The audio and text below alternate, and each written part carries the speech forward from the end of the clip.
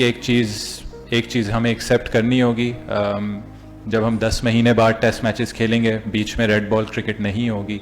I think उन चीज़ों पे हमें काम करना होगा पर्सनली, इंडिविजुअली, जो भी लड़कों की फिटनेस है। क्योंकि अस्सलाम वालेकुम दोस्तों, Shan Masood the legend Pakistani captain Pakistani अवाम को ऐसे ऐसे चूना लगाया। मैं हार की वजह से चूने का नहीं बोल रहा। शान मसूद ने पाकिस्तानी अवाम को प्रेस कॉन्फ्रेंस में आकर बेवकूफ़ बनाया। शान मसूद का कहना था कि जो पाकिस्तान क्रिकेट टीम है वो 10 मंथ के गैप से खेलती है। पाकिस्तान क्रिकेट टीम को चाहिए रेगुलरली टेस्ट क्रिकेट खेले। पाकिस्तान के टेस्ट प्लेयर जितने ज़्यादा होंगे उतना ही पाकिस्तान टीम के लिए अच्छा है, और वो टेस्ट खेलते रहना चाहिए उन लोगों को। अगर वो टेस्ट नहीं खेलेंगे वो टेस्ट में परफॉर्मेंस नहीं दे सकते। ये शान मसूद के मुंह के लफ्ज़ है। लेकिन शान मसूद से दोबारा उसी प्रेस कॉन्फ्रेंस में एक और सवाल होता है। शान मसूद से पूछा गया, अगर नसीम शाह फिट थे, जो कि फिट भी थे, उससे क्वेश्चन किया गया था कोचिज से कि नसीम शाह की कोई इंजरी है जिस वजह से उसको रेस्ट दी गई, लेकिन जवाब में ये मिला कि कोई इंजरी नहीं है, वैसे ही उसको रेस्ट करवा दी गई थी क्योंकि उसकी अच्छी परफॉर्मेंस नहीं थी। लेकिन शान मसूद एक तरफ ये बोल रहे हैं कि हमारे प्लेयर को रेगुलरली टेस्ट मैच खेलने चाहिए।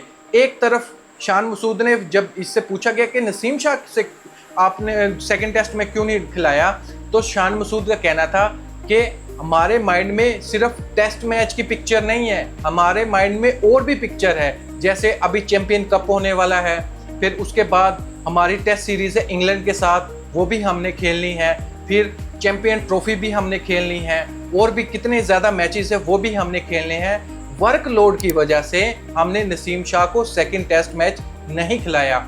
एक सवाल में तो ये बोलते हैं कि हमारे प्लेयर इतने स्ट्रॉन्ग नहीं है कि कंटिन्यू वो टेस्ट क्रिकेट खेल लें, ताकि अगर वो कंटिन्यू टेस्ट क्रिकेट खेलेंगे तो पाकिस्तान टीम को फ़ायदा होगा, एक्सपीरियंस में फ़ायदा होगा, गेम की अवेयरनेस ज़्यादा होगी, स्किल में इजाफा होगा, टेक्निक अप्रूव होगी।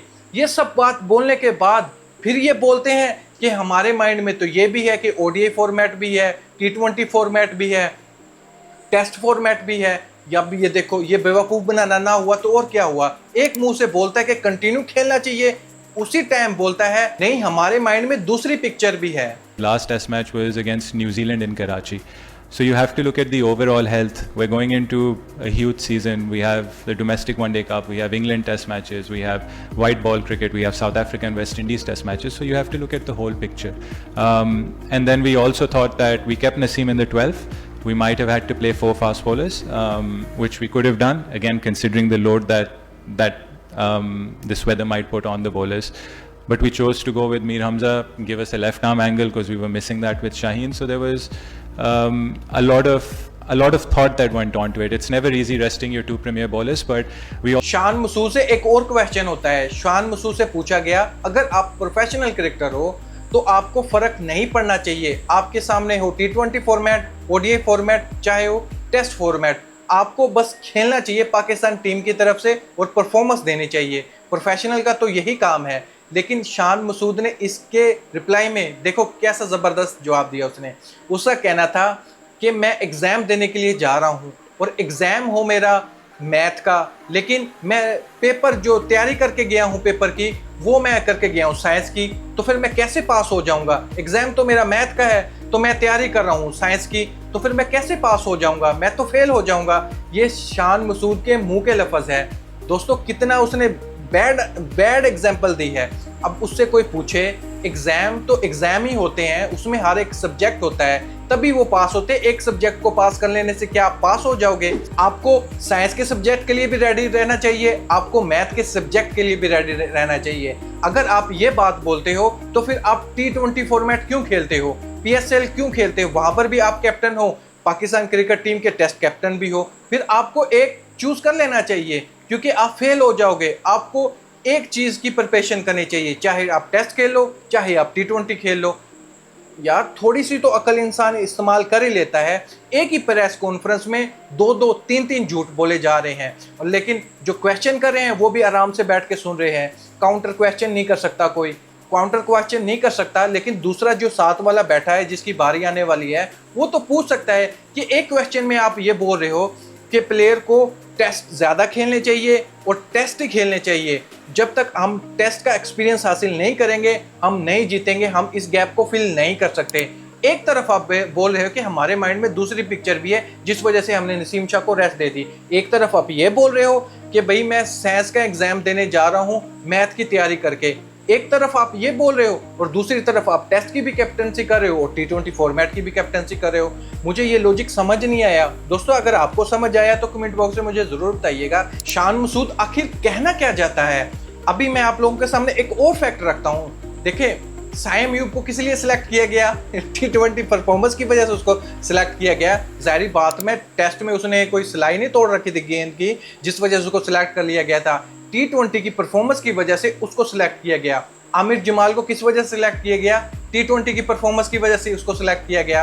अभी एक और प्लेयर चेक करें आप, अभी जो पाकिस्तानी सुपर लीग में फास्टेस्ट जो बॉलर था, फास्ट बॉलिंग करवाने वाला, उसमें सबसे ज़्यादा विकेट हासिल किसने की? मोहम्मद अली ने।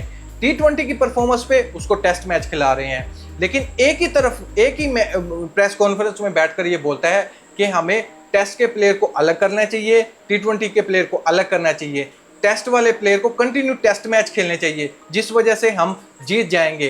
पाकिस्तान क्रिकेट बोर्ड की मैनेजमेंट हो चाहे पाकिस्तान क्रिकेट बोर्ड के कैप्टन हो, एक तो ये पढ़ते नहीं है और पढ़ना चाहते भी नहीं है। हमेशा फील्ड में तो जलील होते हैं, प्रेस कॉन्फ्रेंस में भी आकर जलील होते हैं, ऐसी ऐसी बात करके जाते हैं, ऐसे ब्लंडर मार के जाते हैं, कल को खुद ही छुपना पड़ता है उन चीज़ों से।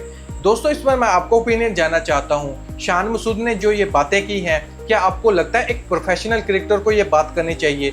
एक तरफ तो सुनने को बहुत अच्छा मिलता है कि हमें टेस्ट में ज़्यादा मैचेस खेलने चाहिए, इतना गैप नहीं आना चाहिए, 10 महीने का गैप नहीं आना चाहिए, ये मैं भी मानता हूँ, ठीक है। लेकिन दूसरी तरफ हम टेस्ट के प्लेयर को रेस्ट करवा रहे हैं, नसीम शाह को रेस्ट करवा रहे हैं। अफरीदी ने कितने ज़्यादा टेस्ट मैच खेले, उसकी तो चलो अच्छी परफॉर्मेंस नहीं, ड्रॉप कर दिया, लेकिन खुरैरा को शामिल नहीं कर रहे, उसकी जगह पर T20 के बैट्समैन साइम अयूब को शामिल कर रहे हैं। हम पिचेस ऐसे बना रहे हैं जहां पर एक अच्छा टोटल सेट हो सके, और साथ में ये भी बोलना है कि हम गलतियों से सीखते हैं।